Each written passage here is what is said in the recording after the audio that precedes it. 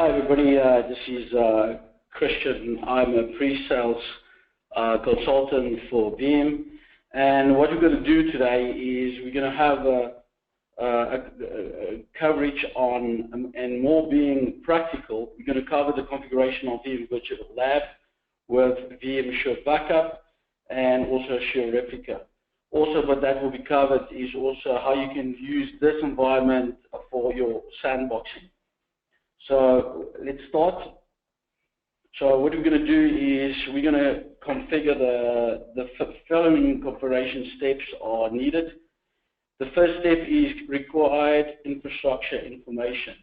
So what are we talking here about? We need to gather information like the virtual machine that will be created, that will be used for creating, doing the NAT features, that is responsible for the isolation of the production network. You need information for that. That usually will be on the same IP range as your production virtual machines. And you'll need an IP address. And you'll need to have your subnet mask information. And also you need to have a good overview of your whole infrastructure and environment. Also very important is to understand the different applications that you're going to test.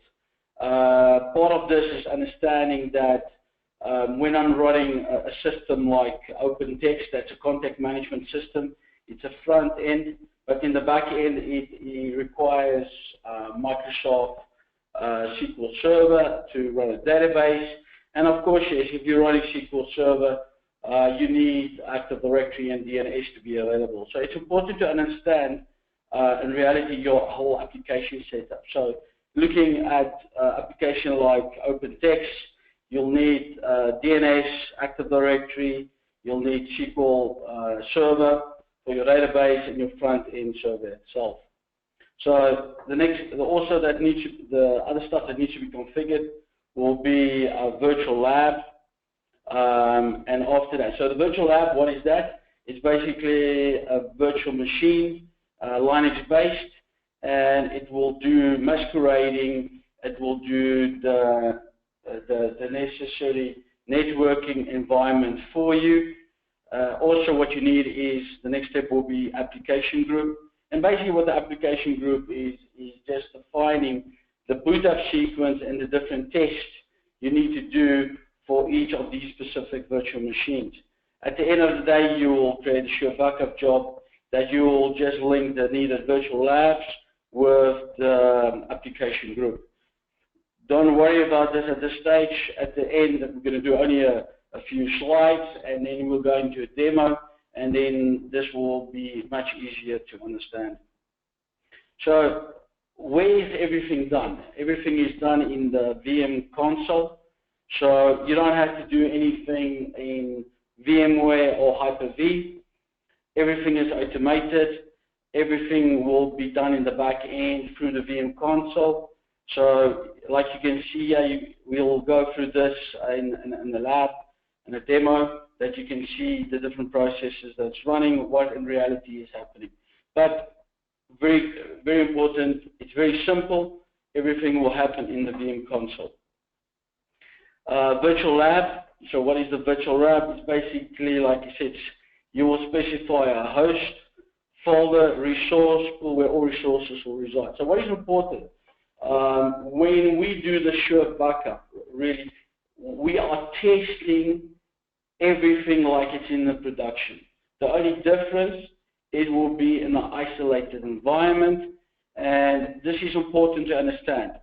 We do not have limitations on a number of VMs we can test at any time, but it's dependent on the number of resources you have available in your infrastructure. So if you're running in your hypervisor is 90% utilized, you will have no capacity to do the needed testing, because the testing will be exact copy of your production environment. So if you have a server that's running 32 gigs of RAM, you need 32 gigs of RAM. But in reality, we'll show you, you have the option to bring that down much more. You can say I want 50%, so automatically it will give you that you are using 16 gigs of RAM. Okay, so you need to choose a data store for the redo logs, configure proxy appliance, name, IP, internet proxy, configure network settings for the virtual lab, and you've got different options. You've got basic single host, advanced single host, and also advanced multiple host environment.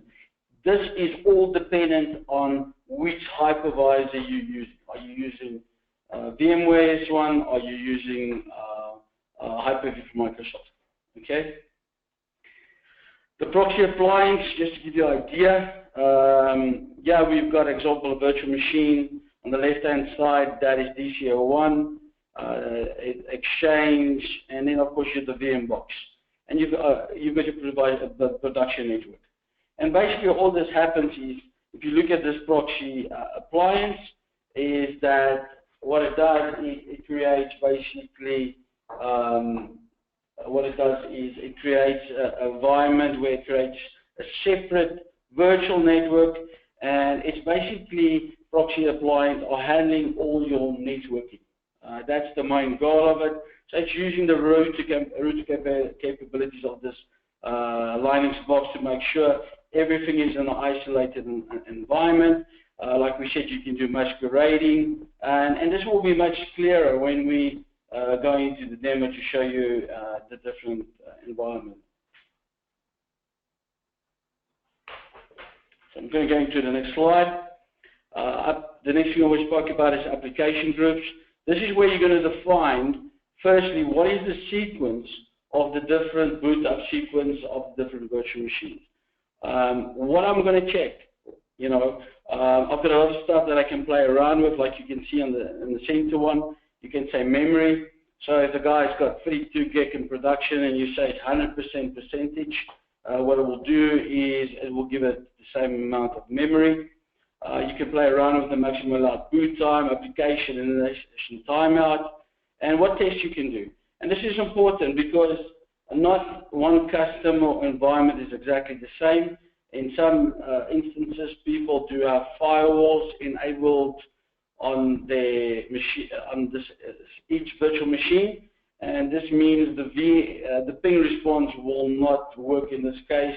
You need to know that, and it's very easy. You can just remove the tick, and we'll take this option out of being an issue and make it very straight for everybody to understand. So you need to understand your applications. You need to understand your environment to have a very first-time good, successful SureBackup environment or even sandboxing environment. Also, you can do test scripts. It's not limited to built-in test scripts like we get roles. You can write your own ones to test different applications that suit you. There's a lot of documentation on our website available on this, and we'll show you when we get there, no problem. Recovery verification. What we can do, like I said, the first thing we'll check is the heartbeat test. You've got the ping test, the application test. There's some, like we said, that is built in. And then, of course, you can write your own ones like we mentioned. Also, file verification you can do. And like this same environment, also, like I said, can be used as an on-demand sandboxing. Creating custom roles. The roles in the application group specify a number of parameters customized to fit your environment.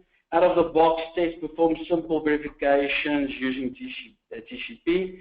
But like I said, if you want to, you can go very specific and write your own test scripts to test the applications that you require.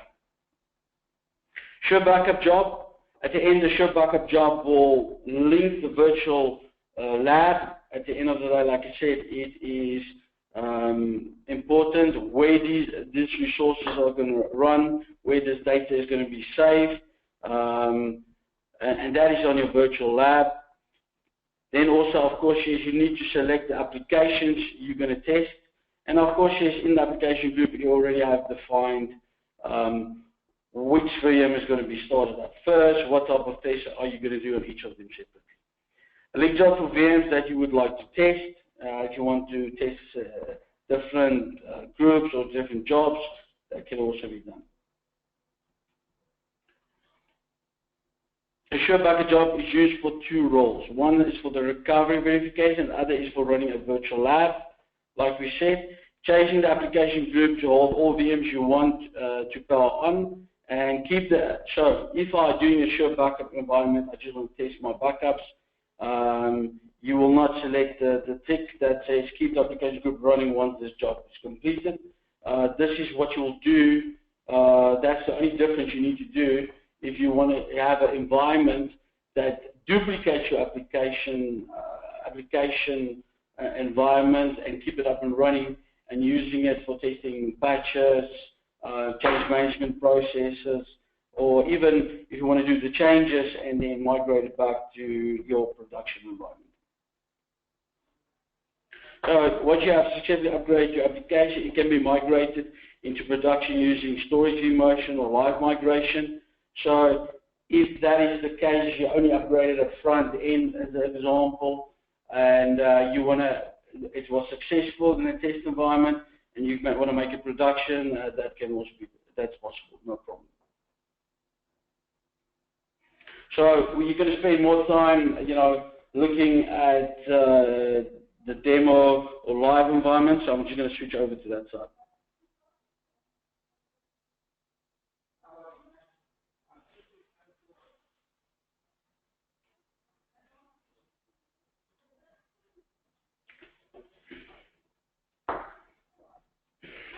So I think most of you, being customers, know the normal backup and replication console.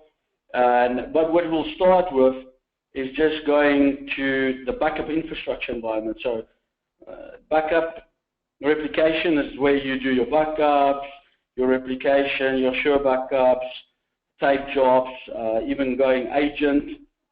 The new that you guys know that we're doing backups for cloud environments now, and also doing agents for Windows, agents for Linux, and we can see the same, and you can even see the statistics like you guys are used to with the new agent that has been released.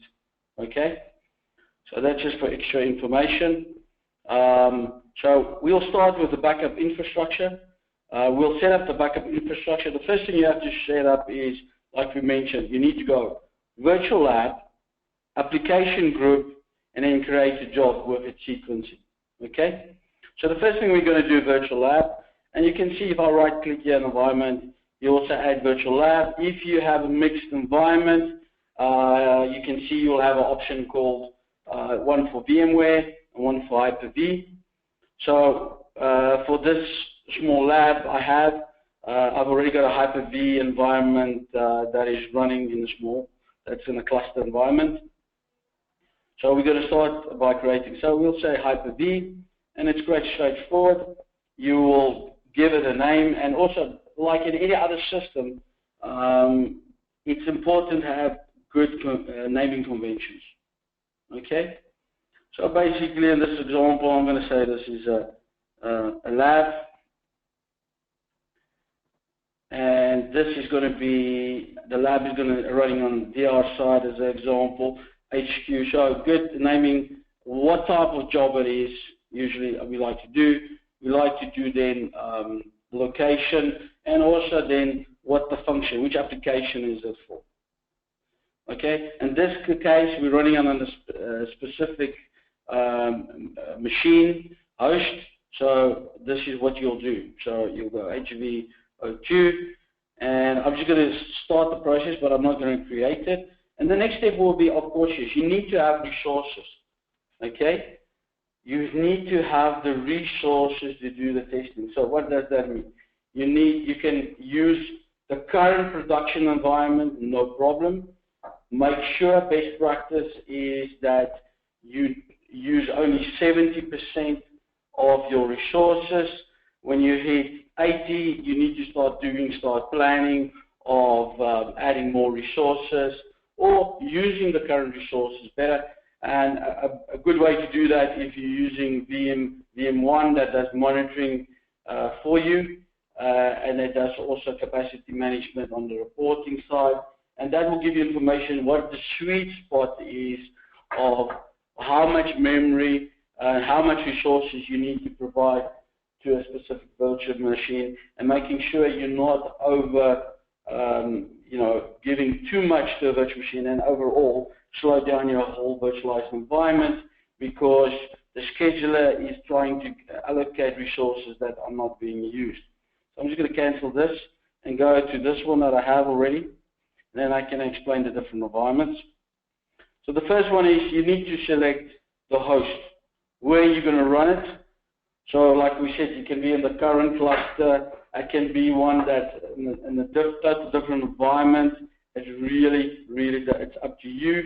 A lot of customers have production and test virtualization environment, or they use the same environment.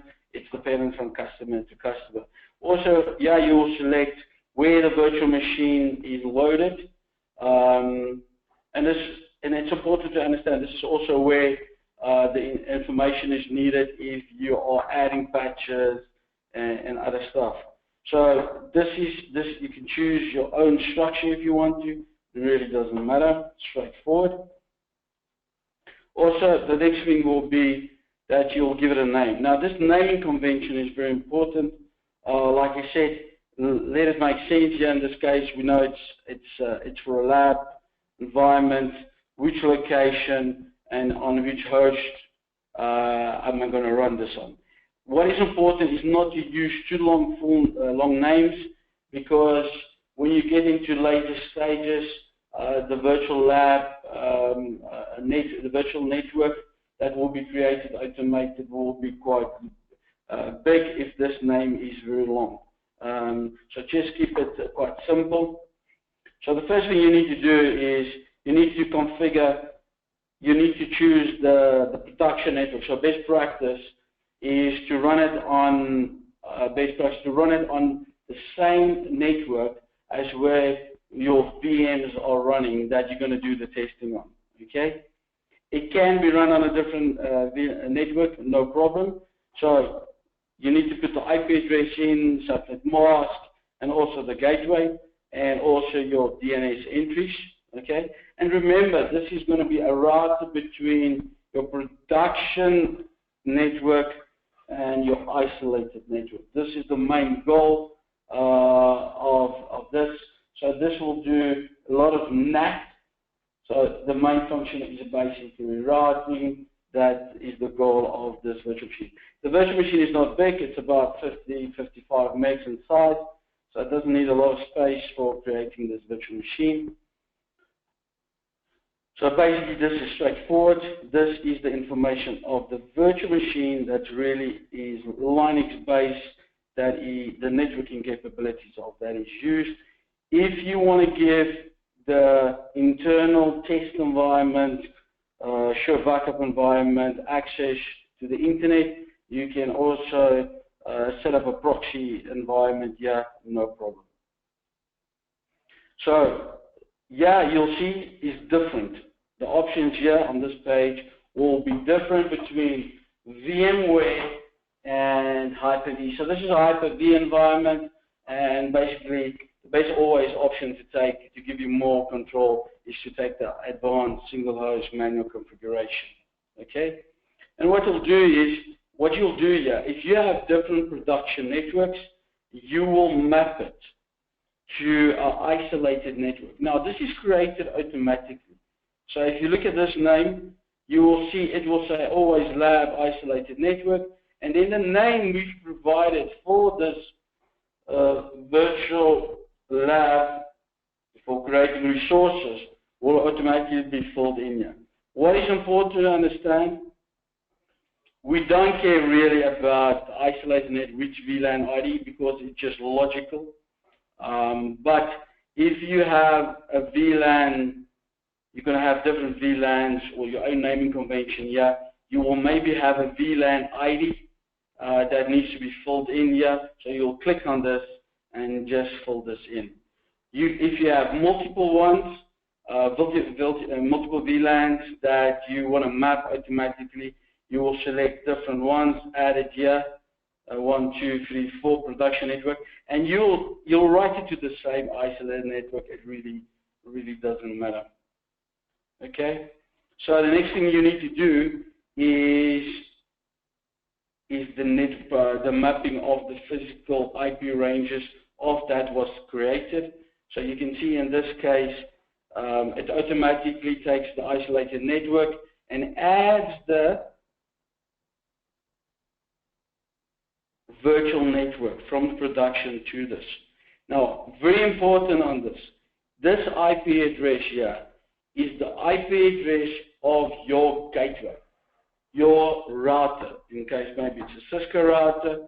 So this is the same range where the virtual machines are sitting. So you need to make sure that this ranges where the production VMs are sitting have mappings to all the specific networks. So this IP address here is related to the IP address of the gateway, Cisco router. But this range is the same range where the virtual machines are sitting on. Very important. Okay? So when we come to this stage, this is to do with the virtual machines we want to test in SureBackup. The next thing is what if you want to do masquerading of your network. So what it means is you want to give somebody else on a different network over the WAN, you want to give them access to this test environment. Okay? So if you want to do sandboxing, what you will do is you can define your own range here.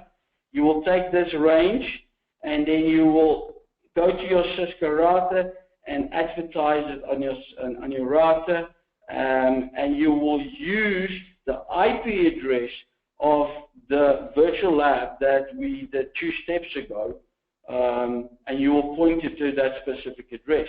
And you will say anything coming to this range will be pointed to the IP address of the virtual machine. Okay? Yeah, you can even go a little bit further, and you can say, I want to define IP address mapping. So I want to use a production network, and the isolated network, I can be specific for each machine. This is much more work, but this can also be done.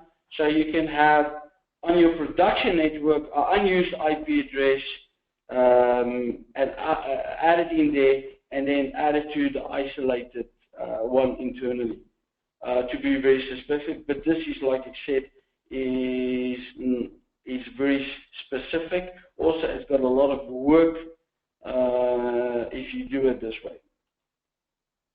So this is the settings, and this basically will write the configuration to the virtual machine that is created. When I click Finish, what the process will do is it will create a virtual machine on the specific host that I have defined. So to show you that, basically it already has created. Let me also, well, let's just do this quickly for the, go through the settings and say to the last screen and say Apply. And basically what it does, it goes to the specific, I've got Hyper-V host here running. It will create a lab automatically that you can see. And this will be always in off mode basically. If I go here and I go to settings, you can see it doesn't use a lot of memory. It's only 1 gig of memory is being used in this case. And you can see it's got 2 networks automatically. The ones we defined, the production network, it's linked to, and then it automatically creates an isolated network, and you can see this very easily. Okay? So that's the goal of this. You can also see the file location. Okay? So it will ask you where to put this appliance. You can, all these values can be changed by you, no problem. Okay? So this is the first step, virtual labs. How many virtual labs can I have? If you have a lot of resources available, you can have a few environments. It doesn't need to be on the same cluster. It can be a separate one. It can be the same one. You can have multiple ones to make it easy for you. You know, at the end, Veeam is software components, and this is, if you have the resources, you can grow very quickly, and it will make sure that you have more time in the day for testing. Okay? So the second thing we're going to do is the application groups. So yeah, I'm going to right click and I say I'm going to add application group. Of course, yes, if you've got a mixed license, in this case, it will say is it VMware or Hyper-V. Okay? So in this case, it's Hyper-V. We'll give it a name and we'll say this is for application underscore SQL.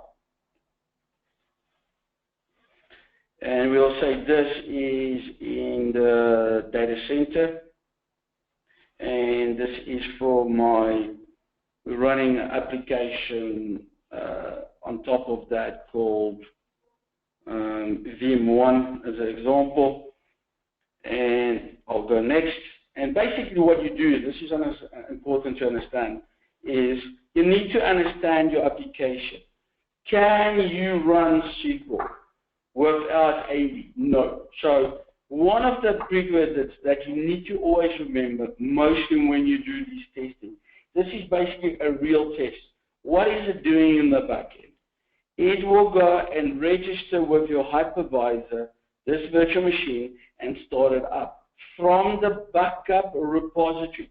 How it's done? It's done with SIFs in Microsoft or NFS in VMware, then it becomes a data store.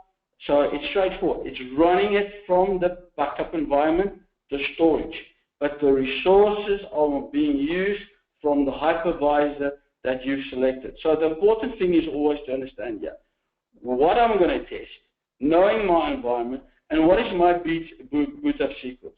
Okay? So always, I will go back to my backup environment and say, I need an Active Directory. So I'll go to an Active Directory server, make it first. Okay? Then I can go in and then define what type of test do I want to do. Now, you will always see these built-in roles. So you can say, I want to test DNS. I know it's a domain controller. Okay? Is it the authorized restore, non-authorized restore? Is it a global catalog? You know, so there's some built-in ones, Veeam Backup for Office 365. It's a web server. So you've got a few roles, but you're not limited to this. So, example, you selected here. The next thing you can look at is the startup options. Maybe you do not have enough resources, but you also need to be very careful. For certain applications to work, there is a minimum value needed for the memory. So, if I have a server that is in production, 16 gigs of RAM, and I say 100%, it will allocate for the test environment or for the SureBackup, it will allocate, if it's 100%, the same value. So it will be 16. Or I could go say 50. So it will be 8. Okay? So if the production is 16, I'll do it 50 is 8. I can also go the other way around. I had a case where the customer didn't have a lot of memory, and even in his production environment, he didn't give a lot of memory to his AD, he only gave 4 gigs. In that case, for the test, I wanted to give it 200%. So if it was 4 in production, it will be 8. Okay? So really, this is something you can change. Startup times. So you can have startup times to say, when does it fail? How long does the application need to initialize? So you need to be careful with different environments. If it's an 80 server, when you do a network change, it takes a little bit longer. So you can play around with this value, no problem. Okay? So these values can be changed, you know, to speed up the process, not to wait too long. But if you make it too little, it can be that it runs out of times out and the whole sequence stops. Now, also with the testing, if one virtual machine fails, it won't go to the next one because it's the second server is dependent on the first one, the third one is dependent on the second one, so on and so on. So what does it test? It tests the VM heartbeat, if it's present. Now, very importantly, like I've mentioned before, is that if you have a firewall on your virtual machine, and you do this test, it will fail, and it will not go further with the testing.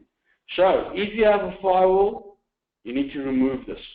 Okay? Very important, because the firewall will stop the ping response. Okay? Very important. So you can do your own test scripts. You can see this is arguments. It's built in. But you can also build your own stuff. You can give a name. You can have path. You can upload a file, and you can do different arguments.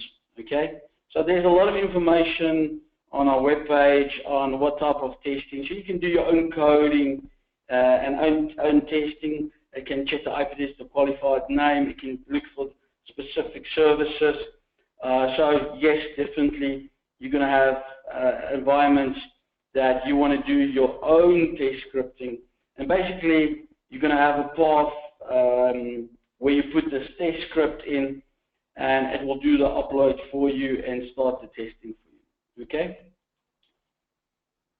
And if you need specific credentials for this, it's easy. You just add the specific credentials, and that's what you will do in that case. So the plan is you will go down, next thing I need to start up as an example is SQL, and I have my own test on that, and I will say, okay, I want to do some test scripts there, and you'll upload your own ones like we mentioned before. We've got a firewall, I need to change that. I know we're giving it 64 for this. I want to give it only 25% as an example. You can do that, no problem. Okay? And you'll see the memory values being there. The next thing you will do, so this is straightforward. This is just, like we said before, is just basically doing the sequencing of virtual machines. What do I need to test on each virtual machine? Am I testing the heartbeat? What am I testing? Am I testing the heartbeat, the ping response, and automatically building roles, or my own type environment I'm going to do the testing on? Okay? So this is just sequence, very important. So the next step where it will be, so just going back, Virtual Lab, where is this resource going to run? Where is this virtual machine going to run? Where is the virtual machine going to use the CPUs, and everything is defined on this? The networking settings, how does it get mapped? This is what this one makes important. Also, you can have multiple ones, like I said, and that. How do we put these together? Very easily. We go back to Backup and Replication on the tab, and then we'll go and say, we want a SureBackup job. So you can go and stand there, and you can see all these type of jobs. I can go to the top and do it, no problem. So I'm going to do a SureBackup job. I'm going to give it a name.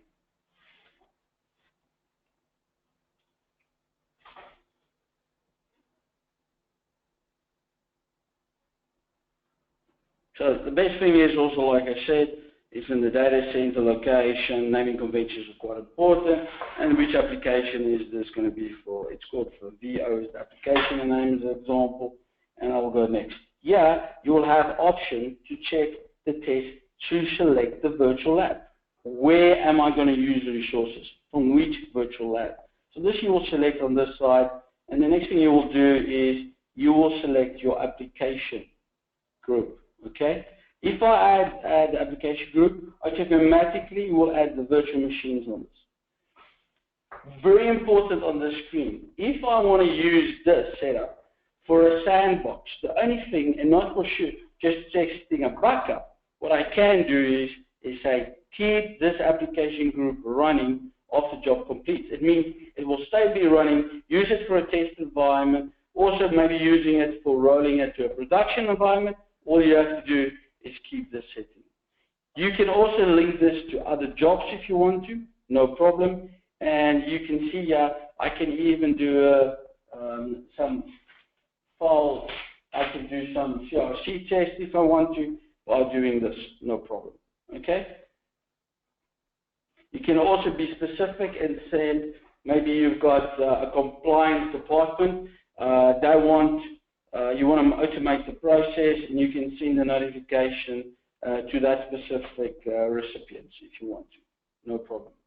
Okay? And you of course use the normal job. You can go and say, listen here, I want to test it once a week, once a month, doesn't really matter. Or I want to run it just after the backup job is finished. That can also be done by just selecting after which backup it was running. You can do that, no problem. Okay? If there's jobs that fall in, you have the timer here says wait 180 minutes. Before you do that, if something is still busy, a backup job is still busy on this. That's in the case when you use these schedules on the top. Okay? And if you do a apply, it will write the information for you, and I can say run it now. No problem. Okay? So you can see now we've created this one. All right? And you also can disable it, no problem. You know, it's very easy in this interface. So the next thing we're going to do now is we're going to play around with one that I have here. I'm going to show you it again. So the name, I've selected the lab. I've selected in that it gets it from the group, and I want to keep it up when it runs again, and that's straightforward. So I'm just going to go back to the back and show you again. So what is firstly done? Where am I running everything? I'm just going through the settings very quickly, giving it a name. Naming conventions, again, very important. Where am I going to use resources? So which memory I'm going to use, infrastructure I'm going to use is the selection here. I can go and select the path on that environment on the one I've selected here, where to save the virtual machine, and also where to save if data is added to it. Okay? Then, of course, yes, what is the IP address of this virtual machine? Okay? Next is creating what the different production networks, it will be taken to isolated network. So if you have a few production networks, you need to take it to this isolated network by adding add. Okay? Again, this is the IP information that is needed for that specific production network. And this is the IP address of the router or the gateway. This is what you can define for masquerading again if you want to advertise on your router to give people access to this environment remotely. Okay? Very straightforward. So, Virtual Lab, application group, we're going to say this one. I'm just going to make it straightforward for the time that you get the idea. Just to make it a little bit quicker, I'm going to not do a lot of tests. So again, application group, sequence of virtual machines. What do I want to test on it? Important. Okay. How do I link it? I will link it to a SureBackup job. Okay. So important is we also have SureReplica, and it's exactly the same as a SureBackup job. The only difference, if I replicate something on the other side with our built-in DR, DR is free and is part of the product, I can create the same type of job, and I will be just selecting the other side where it's replicated to. So it's exactly the same process, same thing is for SureReplica. I'm just doing it the test. I will have a virtual lab machine on the other side, on my DR side, and I will be selecting the replica that's on the other side. Straightforward, no problem. Okay? So let's run this. Like you know, when I run a backup job, at any time I can right-click and say specifics, and you can get information about, this is always the summary, okay? And if I click on a specific virtual machine, I can get the details for that specific virtual machine. And important also, if I use the mouse, I can go back to any previous ones automatically by just using the left arrow key. I can also do that. So in the SureBackup job, you can go and just right click and say start.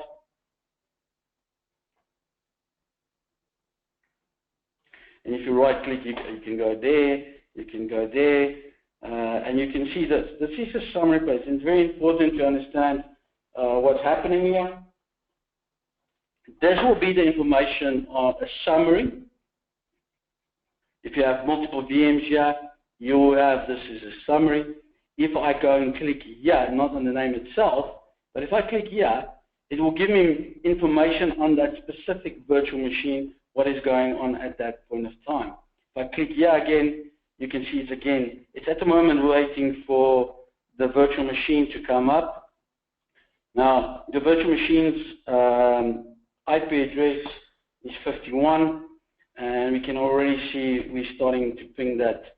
So the first thing it will try and do is bringing up, and you can see everything is telling you, getting the virtual app configuration, using this name, and what you can see automatically here on the back end is, if I go to the host I've selected, you can see this virtual machine was automatically started up.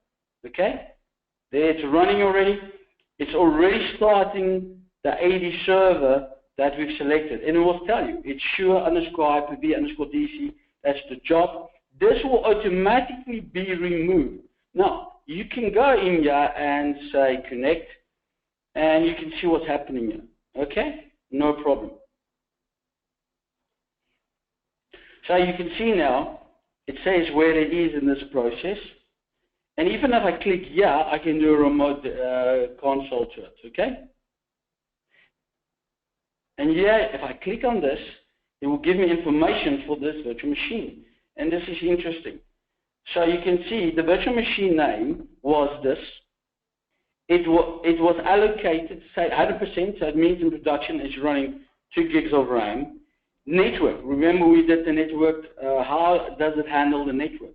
So it takes the production VLAN, it maps it to the isolated network, see? It maps, so it's successful. So you can trace what is happening in this specific virtual machine. So what it does in the back end is just creates another network, the IP address stays the same, and you can see it's successful, one networks. So if this machine has multiple networks, you can define the different ones, and it can also do that, not a problem. Yeah, you can see mounting the VM disk, registering, what it does mean, beaming it in the hypervisor automatically, it's powering it on, waiting for the OS boot time that we spoke about, and heartbeat is present, summary OS is booted up successfully. And if you go back to here, we can see this is already up and running. Now, if I go here and I say, okay, let's check the settings. What did it do in the back end? And I go to network, what do you see? It's already on the isolated network. In production, I can also do this. In production, this IP address was, so I can go and try and ping up the masquerade address. This one is 51. So you can see the networking side is already up on that specific one. Also, what you can see is that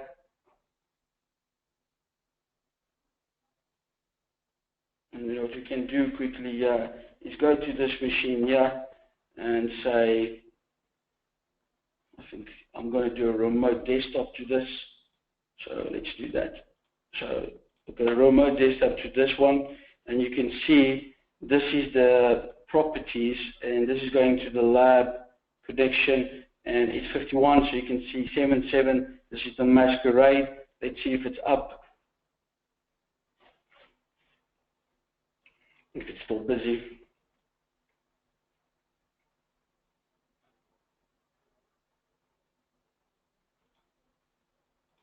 Let's give it time. Okay. So yeah, you can see I'm already logged into this box. This is through the hypervisor console directly. And you can see here, let's go here.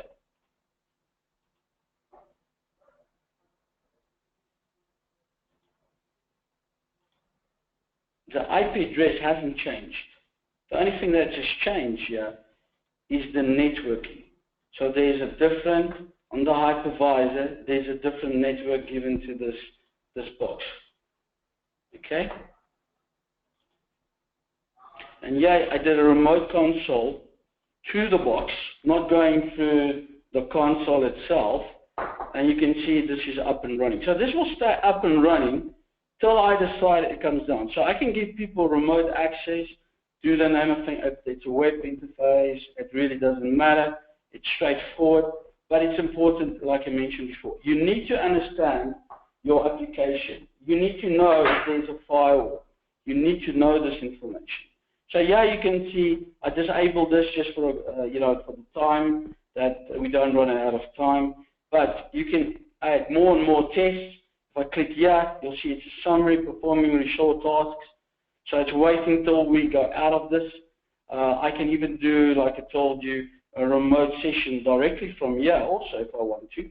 So it's quite straightforward. And you can see if I go also to this hypervisor, you can see it's running there, no problem. This will be automatically removed. So the golden rule in Veeam is, it is history. It was the first backup replications for VMware, and it has its roots in virtualization.